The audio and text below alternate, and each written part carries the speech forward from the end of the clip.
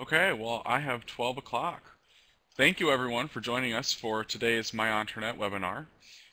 We're very excited to be covering the topic of creating and maintaining your online brand. With us to be our presenter today is Beth Trejo. She's the co-founder of Chatterkick, a technology startup company aiming to provide businesses with simple social online solutions for their businesses.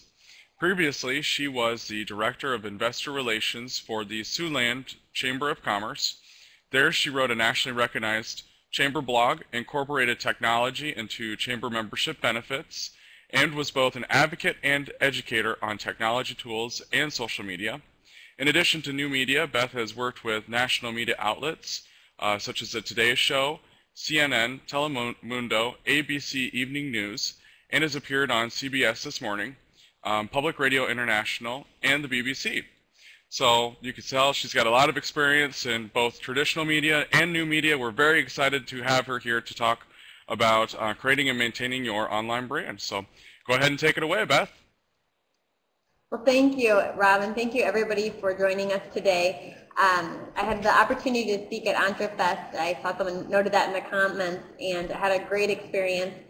We talked a little bit about the same topic, so I'm introducing some new things today just to make sure that we encompass everything that's going on. Obviously, these technology tools change so quickly, so if you have any questions during the presentation, feel free to just type them. Rob has agreed to help kind of field those questions for us, so we can answer them as we go. First of all, I just want to introduce myself. Rob gave a little bit of background on me personally, but if you need to get a hold of me, I'm available on multiple channels, whether that's LinkedIn, Facebook, Twitter. You can find me all over the web, so I'd be happy to connect with you in any way. And yes, that's a picture of my 18-month-old son, so he definitely keeps me busy as well. So today we're going to talk a little bit about building your online brand, and we're going to go over 5 things that's going to help each one of your businesses build your online brand. We're going to talk about what is a brand and how you can develop a strong brand, and then how to establish your online presence and using social networking tools for that. And then online reviews. That's definitely becoming more and more of a part of our day-to-day business, whether you're a small business or a large business. And it doesn't matter where you're located. So that's something we're going to touch briefly today. And then consistency. How do you manage this? How do you have time for all of this? And how do you keep things consistent? Because working at the chamber and working with tons of different businesses all throughout the community, I think that was the thing that businesses had the most challenge with. And I completely understand. They get excited and get everything online, ready to go. And then life happens, their business happens, they get busy, and that's kind of the first thing that goes. So how can you do this and manage your brand and be able to stay consistent with it? So what is a brand? A brand is your company's face to the world. And this really is who you are. It's what people feel about you, and it's what they care about when they see your image, whether that's your logo or your tagline. It starts with your name and lives through your logo and express through many paths. But it's how, like I mentioned, how they feel about your brand and what they say about you that really measures how successful that you are. So if we look at some examples here, this is a product, Coca-Cola, it's a bottle. Really, it's just a physical item. This is the logo, just something, a graphically designed logo. It's in print. It could be on anything. But when you look at it, this is the brand. The feeling behind it. When you see Harley-Davidson motorcycles, what do you think? What do you feel? Who are the people you associate with that brand? And how can you take those same concepts and apply them to your business? When people see your logo or they see your product, what do they think? What do they feel? Are they going to feel like you're a very trendy and forward-thinking company? Or do you want them to feel nostalgic? Do you have a product that you offer that reminds them of when they were a little kid? So all of those things go into play when you're trying to identify who you are as a business and your brand. So if you really look at that kind of gut feeling about your product, your service, or organization, you have to look further than just like I was mentioning, just your logo. That is part of who you are as a brand, but it's not everything. So whether that's the smell that people get when they walk into the store, I know at Christmas time, all the major retailers, they release those very strong cinnamon or very strong holiday scents into the air. And that is part of their brand. They want you to feel that nostalgia for Christmas. Every time you smell that, every time that you sense that, that's something that you relate to their store or to the holiday season. And there's been studies that have been done on those sort of things, and they do help to up your dollars and increase sales. And you can kind of take that same concept from, like I mentioned, larger retailers and apply them to small businesses.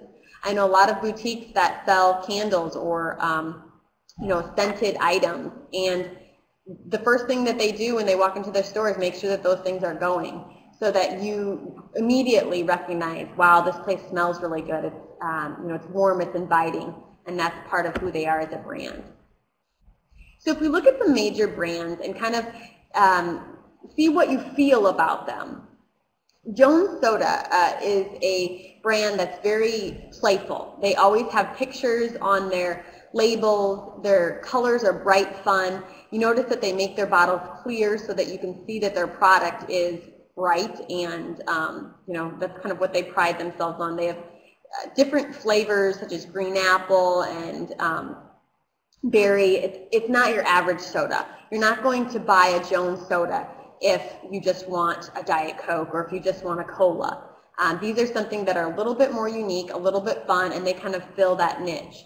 Now, when they look at all of their online marketing and when they do contests and promotions, they play off that same feeling of fun, and it's very casual. It's the tone of voice that they use when they're writing on their Facebook wall or putting an ad in the newspaper is very much like you talk to your friend. It's not formal advertising or marketing lingo, and it works really well for them.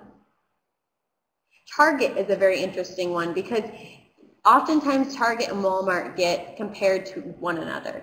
And Target and Walmart have a very different feel to them. Just think about that. When you're walking into a store, and whether that's Target or Walmart, you have a different feeling, a different perception of the products that you're going to buy. You could buy macaroni and cheese at both locations, but Target has done a really good job of putting themselves directly in the minds of mothers and young families. They want to be kind of a step ahead in terms of their target demographic, and so they really make themselves appear that way. And there's definitely a loyal Target followers. People shop at Walmart because they want good prices and good deals, but people shop at Target because they love Target. They, will say, oh, I got this new shirt at Target. It only cost me this much. People don't usually say that about Walmart. I just got this shirt at Walmart. It only cost me this much. Instead, they would say, I got this shirt. It's only $5. Then maybe they would say, well, I got it at Walmart. Where Target, you put the brand out, you put that feeling out. Starbucks coffee. Starbucks does a great job at really, really captivating and culturing their clientele and making sure that their brand is more than just their logo.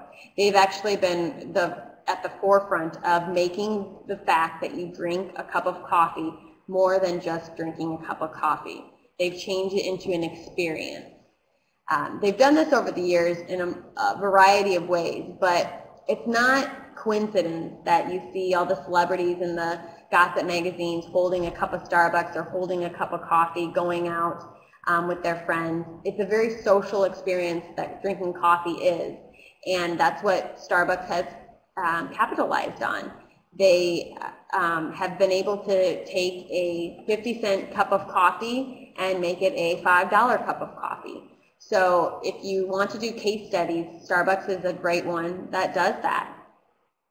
This week, many of you may have heard that Facebook got bought out by Instagram, which is a photo sharing software that many people use on their phone. And Starbucks was at the front of a brand using Instagram, and what they would do is they would just take little pictures of everyday life that would happen in their Starbucks, Maybe they were just the beans that they roasted that day. Maybe they were just a coffee, a unique type of coffee that they had.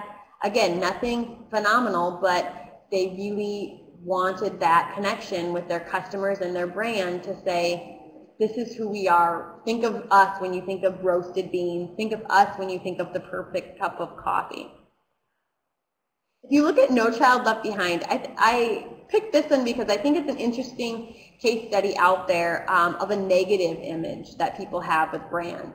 Again, children usually evoke positive connotations. It's not a negative thing, but No Child Left Behind, when that came out, they had a lot of negative publicity. Whether or not you believe in what the actual policies were, a lot of people didn't even know what the policies were behind the No Child Left Behind, but because of just what had happened to their publicity and some of the loud voices that were out there talking about this program, they got a really bad reputation.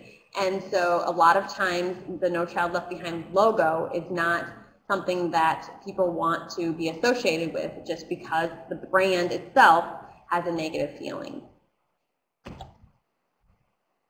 So now that you've kind of determined who you are or what you are as a brand, now it's time to establish your online presence. And as we know these days, the physical presence is just as important as having an online presence because people are shopping online, they're finding locations online, they're finding phone numbers online. So even if you're a small little store that nobody really, you don't need to service any other person besides your local patrons, you still need that online presence because people need to know how to contact you if they have questions, if they need to know your address, and even the simplest business these days really should have some sort of an online presence. And if you look at who you interact with online, that really is your community. And that can be the group of people that are interacting with because they love your brand, and those are the people you really want to elevate up because they are your online cheerleaders.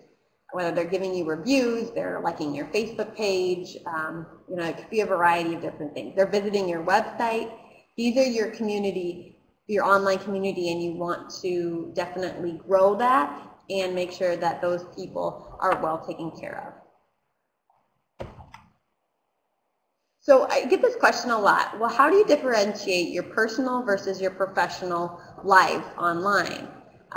Should I respond as a person, as the owner of the business, or should I respond if there's a comment on a professional side of the business? My personal opinion on this is link the two together. I think that people more than ever want to know who is behind the business, the organization.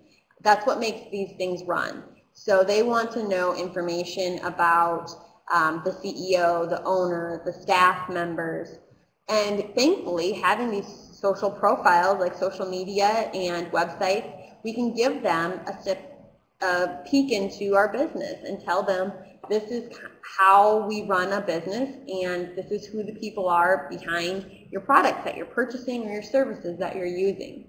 So I think that, in my personal opinion, you should have them tied and use one to promote the other, because chances are the people that are frequenting your business somehow either previously you had a relationship with as a friend, or maybe were referred to you by a friend, or now because they're clients and they've been clients forever are now friends of yours.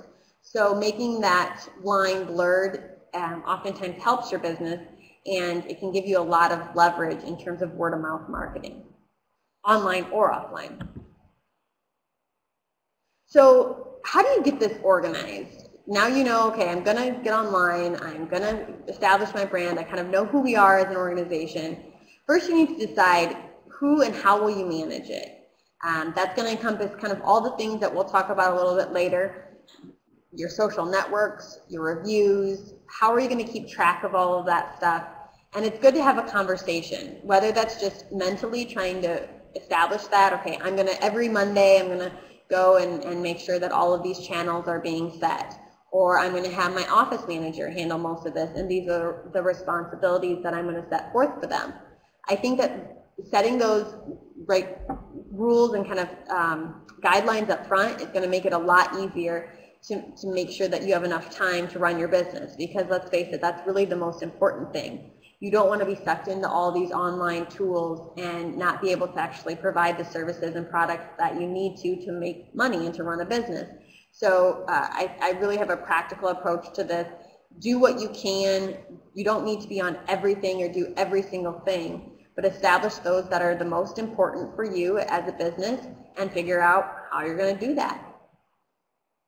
The other thing that I wanted to give an example of is how are you going to make your personal experience, that experience of people coming into your stores, hi, how are you doing today? Good to see you. You know, they're seeing your products, your service information is all over the place.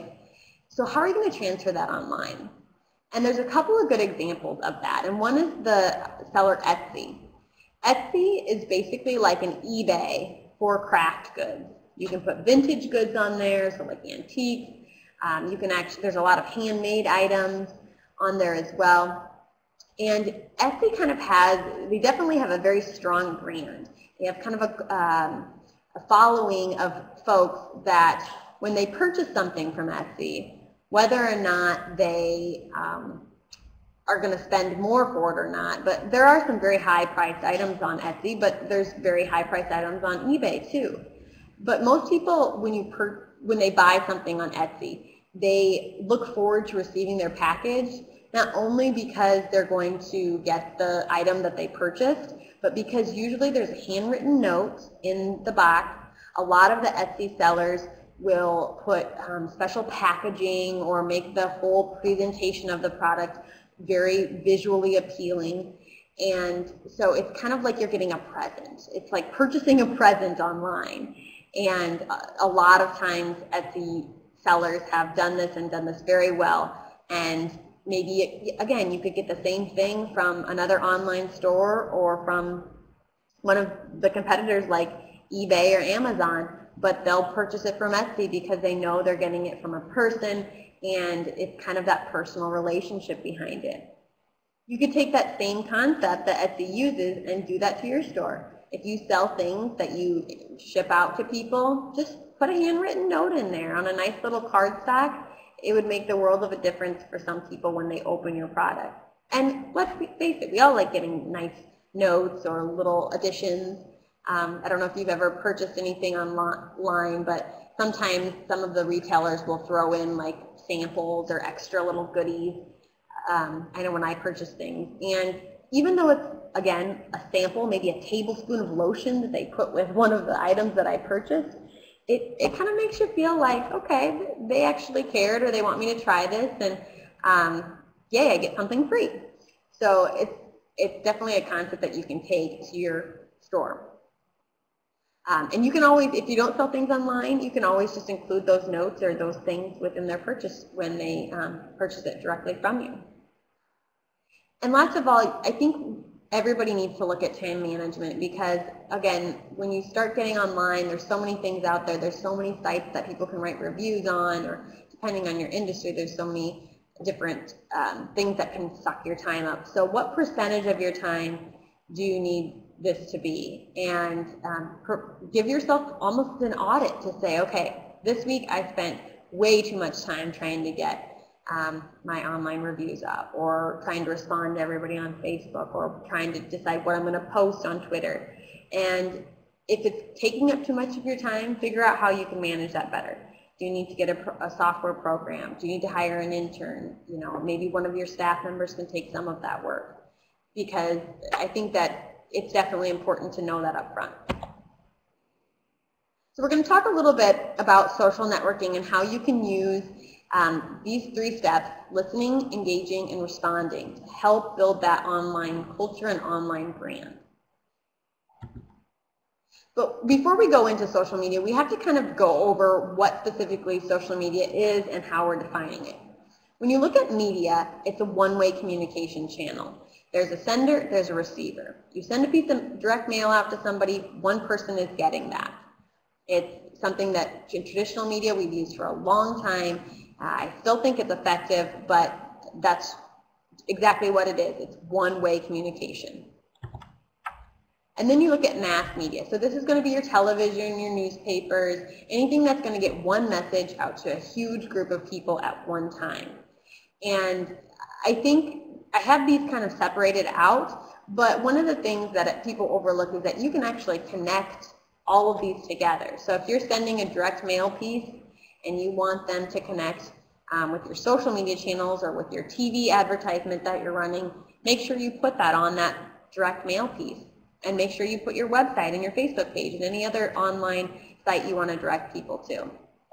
Because that really is the difference between social media. Social media is a two-way communication stream. People have a problem, they have a question, they can ask you directly. You have a solution or response, you can respond directly. And that circle keeps going. And that's really what we've seen as a change in our culture on how people expect to be responded to and engaged with. Customers no longer want to be told what to buy. They want to have a discussion with the buyer and say, okay, here's my problem. Do you have a solution? Yes, I have a solution. Here's what your solution is. Well, why should I buy this product? It's an ongoing communication channel, and it's a different way for businesses to look at consumers and how they purchase and how they make their buying decisions.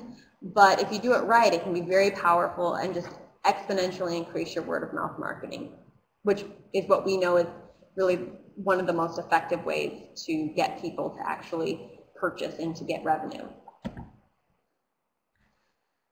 Okay, so one of the first tools that we have are listening tools. First, you have to know what people are saying about you or your brand and how you can find them online. I've seen a lot of businesses get everything all set up and they say, okay, now how do I get people here? Well, fortunately, there's some really good free tools out there that you can use, and many of them are very simple. Some of them you don't have to sign up for an account. Some of them that you do. I'm going to kind of get out of my PowerPoint presentation here and actually go online and show you some of these. I was talking to Rob a little bit about what some of the people that possibly would be on the call today, what industries they were from. And this right here is HootSuite. And this is one of the free tools that you can use. You can get detailed reporting and actually have some services on here that you can pay for, but their free account is works very well. You can schedule messages to your LinkedIn account, to your Facebook account, to your Twitter account. It works very well. But if we just look at, okay, let's listen and use this HootSuite tool. You can also use just Twitter, search.twitter.com. That will allow you to do the same thing. But right now I'm just using their search tool on HootSuite. And I typed in wedding. Say I have a product that I could sell to new brides. Maybe I'm a photographer, maybe I'm a dance teacher and I want to really hone in on those people that are going to be wanting first dance lessons. That's really popular right now. So I'm going to look at wedding. This little button right here actually allows me to use my location, and it gets the location from your IP address to find local search results. So if you see this little thing, it says the geocode that it put in there. That means it's allowing me to find who's talking about weddings within my area. And I do want to give you guys a disclaimer here because I have seen some of these search results get a little messy. Twitter itself doesn't always have clean search results when they try to find their locations. And it may be how people have it listed in their profile. It may be just where they're accessing their Twitter account from. So these aren't 100% accurate, but it does help you kind of narrow down that field. So say you want to target market weddings, and say maybe you're a dance studio and you're going to try to find first dance people. So really what you do is you just type that in, and then here's going to be your list of different people that are specifically on Twitter that are talking about weddings. Now you can actually use this to direct message people or to talk to them and say, are we still wedding this? So you're basically, this lady right here, Kiki Cole, is talking to Tiff Burns, and you're, as the business, jumping in on this conversation. Are we still wedding planning this weekend? Now you don't necessarily want to just go out and say, well, if you need a first dance, here you go, or first dance instructor, here you go. but maybe you want to join in the conversation and you talk to these ladies and say, congratulations on your wedding, you know, when is the date? And then they start talking back and forth to you. There's a little bit of trust that they will, you know, kind of put their guard down a little bit. And a lot of people have been able to see successful business results this way. These things right here are called hashtags. And hashtags are allow you to search certain categories on Twitter specifically. Again, we're just searching Twitter. And these are really great ways to find potential clients and just to hear what people are saying about your industry. I saw that there was somebody on that does computer repair or helps with computers. And the hashtag I hate computers is one that's really popular because people are going to put this after their post that they're having frustrations with. So again, this is a really emotional time that you're entering into their conversation, that they obviously have a problem. So it's a perfect way that you can step into that conversation and say, let's solve this problem. So this first person says, when your computer randomly shuts down and you didn't save any of your work, I hate computers. This would be, if you sell software that has an auto recover feature, perfect conversation to enter and say, I'm so sorry to hear that. If you need help trying to recover some of your documents, you know, we have a software program for that. I'm assuming that this kind of thing happens a lot. So if you kind of identify those keywords, and that really is what takes the most time, is just what keywords make the most sense for your industry. But once you kind of find those and find those trends or categories that you're searching, then it really is a streamlined way to say, okay, I got 10 minutes. Let's just see who's talking about hating computers right now and see if I can get some leads for it. That's, I think, what works best for businesses in terms of time management. So you don't have to be on this all day long, all the time to see, okay, what conversation makes sense. Set a small chunk of time aside, and then when you get a second, look if there's any leads, go ahead, respond to them, talk to them. If not, move on and get on with the rest of your day. And Beth, we had a question too from Chip. Sure. He was asking, or Chip was asking, are these tweets public? Yes. Almost all Twitter tweets are public. There's a way that you can get Twitter to have a privacy component to it, although most people don't. So people that use Twitter are not necessarily thinking that they're only in a two-way conversation. It happens all the time where people just start jumping in on your conversation, and so it's not like inappropriate, if you would, to jump in on people's conversations. And most of the time, people are putting things out there just kind of publicly anyways, and so they're kind of looking for that attention and someone to say, I'm sorry that you are way too tired for that exam right now. I mean, there's really no other reason that this Taylor person says, I'm way too tired for this access exam right now. I mean, she's not or he's not looking for a certain response, but maybe just some attention. So it's very relevant to just go and start having conversations with total strangers. Hope that answers that question. Another tool that's out there that helps kind of build your online brand is called NameVine. There's a lot of these out there. I like this one because it's very simple and it only gives you a handful of the different domains and social media profiles. This is one that's really great. You don't have to have a specific username or you don't have to sign in.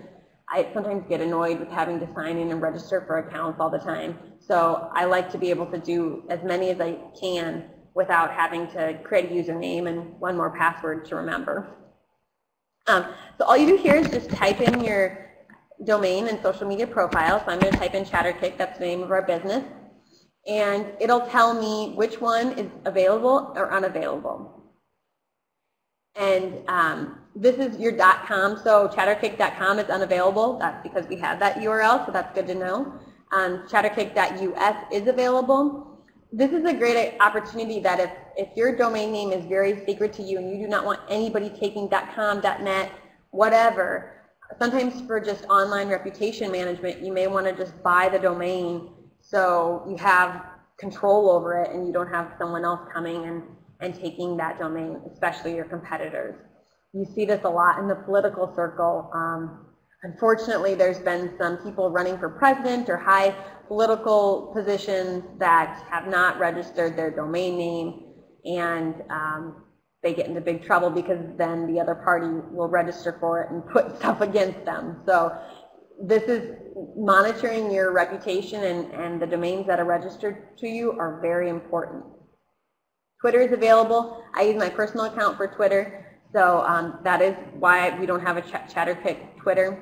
Facebook, we have that domain already. Pinterest, we use that a lot for business.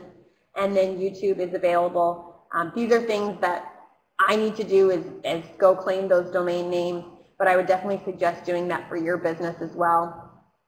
You can also look at your name. Again, this really helps if you are in a very public position or your business really is consulting, because if people are searching you online, you want to know what they're finding. So it's kind of nice to see that. And they're also going to give you different suggestions if you're just starting a different business or you want to start a new portion of your business and get a related domain name. Again, this site just works really well. The other one that's out there is Google Alerts, and Google Alerts can be accessed at just google.com/alerts. Another great way to monitor your name or the name of your owner of your company. It's good to monitor your competitors and then anything that's within your topic. So if you are an artist, especially an artist, because that really is your domain, is your brand, is your name, you're going to want to put your name as a search query. You're going to want to make sure that you put art within your area as a search query. And this allows you to see how often you get the results. It just emails to you, again, so it's very nice. You don't have to remember to go out and search for it. It kind of takes that portion out of it and just sends you an email. If you're mentioned in the news, just a heads up, this isn't going to pull out of your social media stuff, so this is not all encompassing. This is really going to pull what comes up if someone would Google whatever topic it may be. If you're in the social media business or in the marketing business and you want to know what's going on in marketing or on a certain platform, type that in and those emails will come to you directly.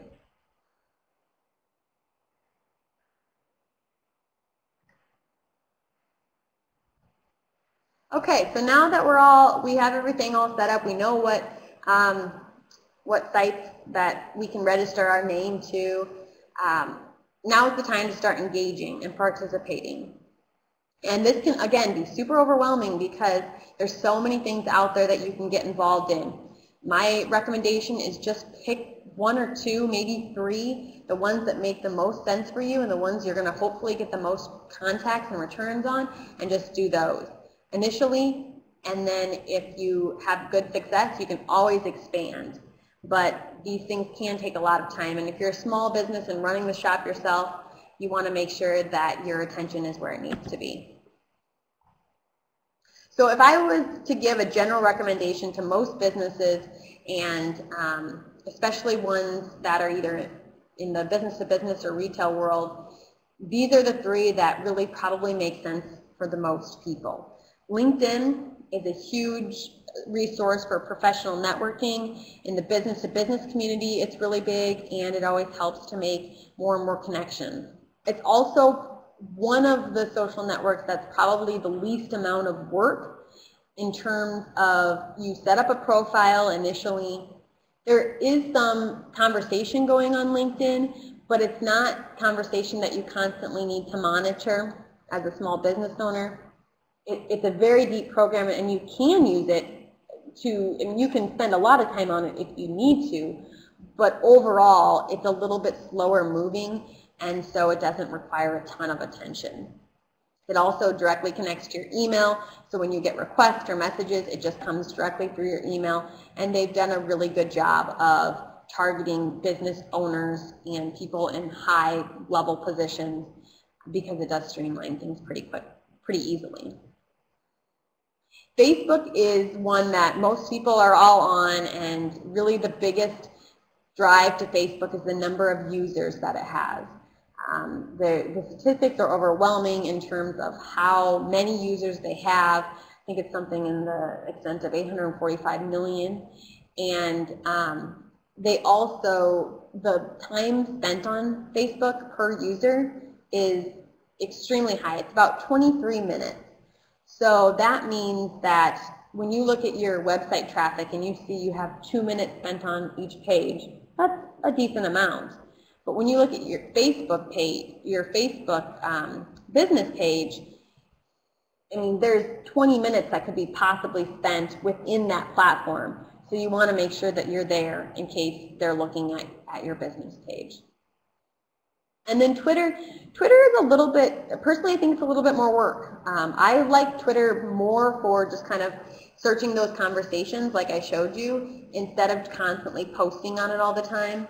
The reason that Twitter tends to be more work is because it's so fast-paced.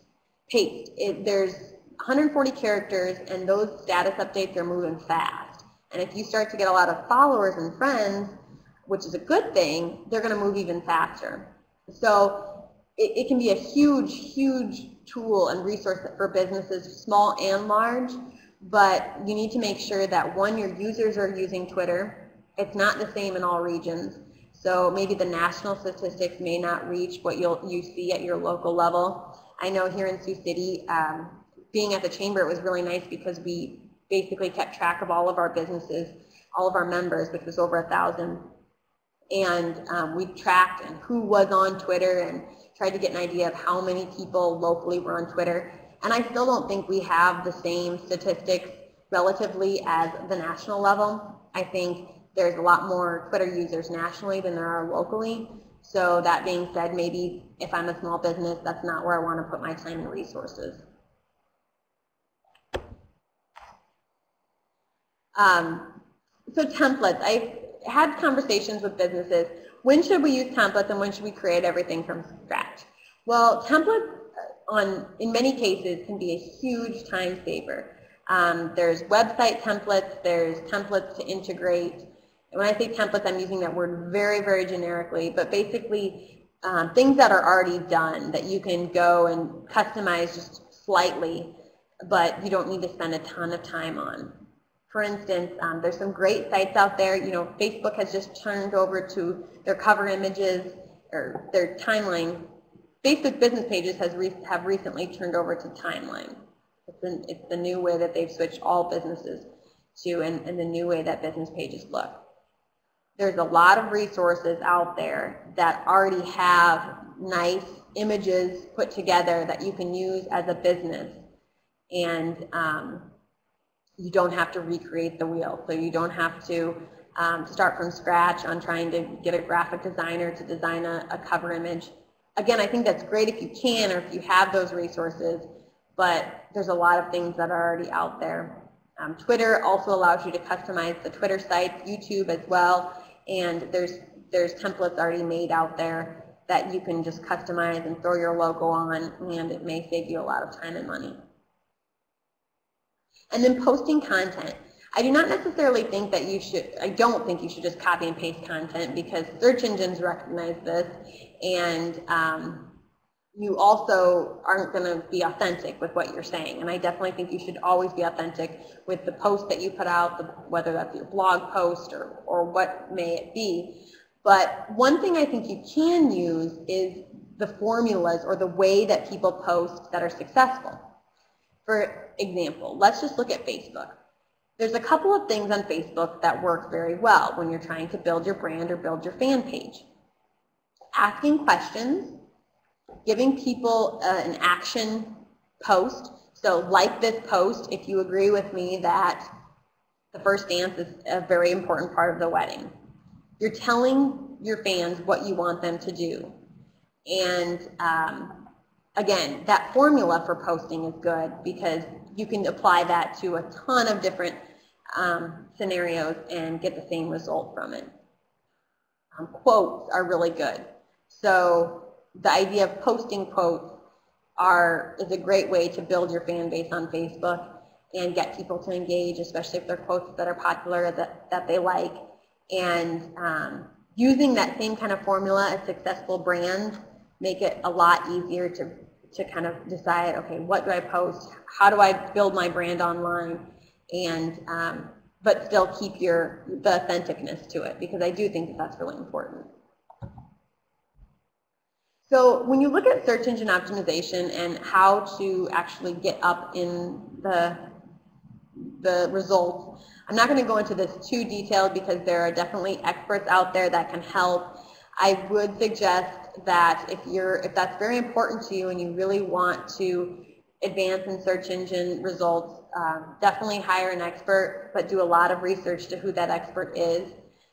I've seen some businesses, small and large, get really that are really disappointed with some of their search engine optimization teams that help them. Because it's such a science, just make sure that you know who the person is that's helping you. But I would definitely recommend getting outside help because it can be really tricky. These suggestions I have here are directly from Google, and so they're kind of general best practices. Again, keeping your content real and fresh, meaning don't copy and paste, that makes a big difference. So as we were talking about on the last slide, that authenticity is huge.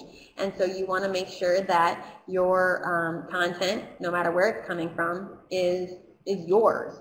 Even if you're taking some help in trying to find some ideas, what you actually put out there needs to be your own, and it will help your search engine optimization as well. Linking to sites and having them link to you, that's a huge thing for search engine optimization. And if you're part of a local chamber of commerce or a local association or the Better Business Bureau, have them link to you and link back to them, because oftentimes those sites get heavy traffic, and that makes a difference when they go back and forth for search engine results. They want you to, search engines want you to have a link from a large traffic site. Also, if you've been featured on any major blogs or sites, have them make sure that that link is live instead of just talk about your business. So maybe you have a shoe business and you had a great review from a blog about your shoes. Make sure that when they talk about you as a business, they have a link to your website as many times as they can. And then make your content linkable and be patient. Those are the other kind of things. You want to make sure that other people will link to you. Again, that linking back and forth is really important. And then being patient, because it does take a while. I can't remember the exact amount of weeks that Google had mentioned, but it takes a while. It's not something you're going to see overnight. And the longer your site's out there, the more kind of credibility and search engine traffic it can get. So that makes a big difference. When I mentioned don't be sneaky here, that really means there's ways you can go in and kind of trick the system, if you will, but they also, the search engine teams can find out about that, and when they do, they can basically just kind of turn you off that. So you don't want to put a whole bunch of time into work into something and then just have the lights go out on you, especially if it's something that's so important as people finding you online. So the other key is to respond. Make sure that you respond to people when they're talking to you. I recommend responding on every single thing that you can. I know that some of the review sites actually let you respond to them. Facebook, you can respond as a business. Even if they just put something like, I agree, it's good to join in that conversation. They went out of their way to post something to you, and so it shouldn't take that much time to go and just respond very briefly. It doesn't have to be huge or a big paragraph. Just thank you for your comment. That's simple as that. There's some big bloggers out there that really have built their entire online brand and reputation because they respond. And they've gotten huge, and they get thousands of comments, and I don't know how they do it, but they've just continuously kept responding. They respond uniquely to each and every person. It may not be long, but they've been able to take their little blog about home remodeling or whatever it is and grow it into a complete business. And so responding is huge. Let's talk a little bit about online reviews. Yes, they're very important. People get nervous because they're afraid that people are going to write negative online reviews, which is definitely an option. People can write positive or negative online reviews. But to ensure that you have more positive than negative, it's important that you ask people. Tell people that you're on Yelp. Tell people to give you a recommendation on LinkedIn or Facebook. I think businesses forget about that. They say, well, we don't have any online reviews. Well, have you ever asked anybody? I mean, that's a big component of making yourself found online.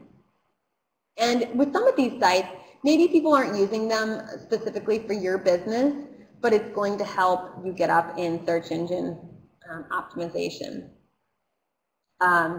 One thing that I didn't mention in the talking about search engine optimization is Google+, and that's probably a whole conversation for a whole nother day. But Google has pretty much said that if you have a profile, a business profile in Google+, it will help your search engine results. And they, in some of the presentations I've been at with Google, they have also said that having more reviews on your Google Place page, which is going to be that little kind of red balloon that comes up when you just Google your name and location, and it's just got your address and your phone number on it. Reviews on there are very important. And so you want to encourage people to write those reviews. Maybe those businesses that you do business with, maybe it's your vendors, you want them to write reviews for you. I'll write one for you, you write one for me, kind of an exchange. That is usually one of the kind of least intrusive ways. The other thing is if you send surveys or emails out to people after they purchase your product or use your service, put it in there. Please, take time and give us a review. And one way you can word that makes it easier to get positive reviews is, if you are happy with our service, we'd love to have you submit your review on this link, and just give them the link right there. Just those little tweaking of the words can kind of help mitigate some of the negative reviews. However, if you do get negative reviews, one of the best ways that you can do, if you're on a site that you can't actually respond to, Yelp allows you to respond, but some of the others don't, is to just get more positive. I mean, it seems simple, but that's really one of the best ways, is just get those negative reviews pushed down, is to get more positive reviews. And most people will understand that, with anything, you might have 1 negative to 10 positive, and they'll kind of overlook that. Social sites have a lot of reviewing capabilities. Like I mentioned, LinkedIn, Facebook has a recommendation tab on it. Give them prime real estate on your website. Make sure that those reviews are on your website. You have a testimonials tab, or you just link to all of your different social sites that have reviews on them. You want people to see those. If you're really trying to promote those, then it's only going to help kind of give people an overview of what you are as a business, who you are, and, like I said, what your brand is. So where do I start? There's a lot of information we've given out today, and it does get overwhelming, and it does seem like a lot. But really, the best way to start is just to keep yourself organized, keep it simple. Just pick one or two of these things that we talked about today to do. Maybe it's just simply going out to NameVine.com and seeing what domains eventually you're going to need to acquire, or what people are talking about your business or business categories. If you just kind of take it slow and make a plan, I think that makes a big difference. And also, if you plan your routines, it can be manageable if you set a time or a date to manage it. And the people that I've seen do this the best are the people that say, okay, 10 minutes every morning, I'm going to check my social media, I'm going to check my reviews, everything else I'm going to have emailed to me directly, so I don't have to worry about it until it comes in my email box. And maybe I'm going to check what the conversations are out on Twitter. I'm going to take 10 minutes. Once that timer dings, or once that 10 minutes over, I'm moving on and I'm going to something else. Creating a content calendar also really helps, because I think when people try to do things off the cuff, it doesn't necessarily reflect their brand all the time. If you want to get a grouping of what you're going to post on LinkedIn or what you're going to post on Facebook, and basically write all that out for 1 month or 1 week, whatever time frame you want to set. So you can have a little bit more time to think, and you're not just sitting in front of your computer saying, oh gosh, what am I going to post today? Because that's when it doesn't become as planned or strategic, and you don't benefit, your listeners or your community, your online community doesn't benefit as much because it was just something you threw out there quickly. So it really makes a difference if you plan that calendar, or have one of your staff members. Maybe it's your manager of your shop that's a really great writer and can just, is really witty and can just crank those things out left and right. They plan it all for you, you approve it, and then you use a scheduler, or you kind of have a schedule of when you're actually going to post. I think it's also important to look at what you're not going to do as much as what you're going to do. And sometimes this is the easiest way to start, is try to decide, okay, instead of what I'm going to do, I'm going to tell you what I'm not going to do. And you know, maybe Twitter right now doesn't make sense, or maybe Pinterest, which a lot of businesses are looking at, doesn't make sense, or Google Plus doesn't make sense for you. So you're going to already X those out because you don't understand them or you don't really care, and so already you're setting those aside. So now you're going to just focus on what is important, what is practical, and what you can do. I also think having, you know, if a lot of people use Google or Outlook or any of those email systems, trying to decide what files or how you're going to kind of manage those emails that come in. For example, LinkedIn, as I mentioned, I really like it because it connects directly with your email, but it can be distracting if I'm working and all of a sudden I see that I'm now connected, or I have a LinkedIn connection request to so-and-so. So what I do is I just put all of my LinkedIn content in one email file, and at a certain time of day, I just go and I connect with the people that I want to connect with, respond to any messages I have, and just do it all at once. That way, I'm not constantly being interrupted in what I'm doing daily. It's also, most of those things are not going to be emergencies. I mean, they just aren't. So I deal with the things I need to deal with that are most urgent, and those other things I kind of let sit until I have a minute to go back and respond to them. So I know this information can be completely overwhelming, and oftentimes people do get overloaded with some of the things that go on out there in technology and online branding. But I think if you just really look at, again, who you are as a business, what experience people have when they interact with you as a business, that right there is going to be part of your online brand. That's going to be your brand, and then you move it online.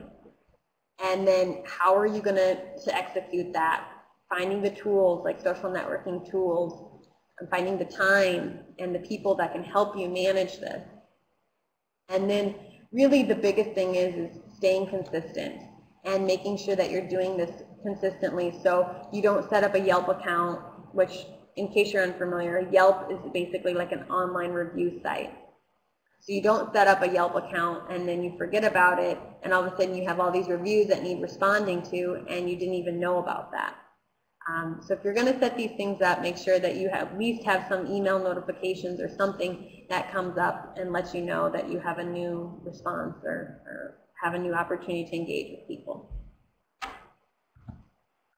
I guess I would just leave it open for questions now to see if anybody has things that they want to go over or talk about, or any questions on any of the social networks.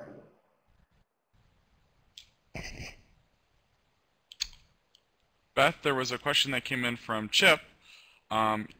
Chip had asked, do you see the additional features of the fee version of HootSuite worth the investment? You know, that's an interesting question because we looked at that specifically. It's pretty reasonable. I think it starts at like $5 a month, but it depends on how much reporting you want, honestly. To me, that is where we actually upgraded to another program, my business did, but we were thinking of just using HootSuite. But their reporting, you buy like points basically after you do the monthly purchase, and you can get better reporting if you pay for it. So it depends on how important those analytics are to you. The other thing that HootSuite allows you to do on the paid version is to have multiple users.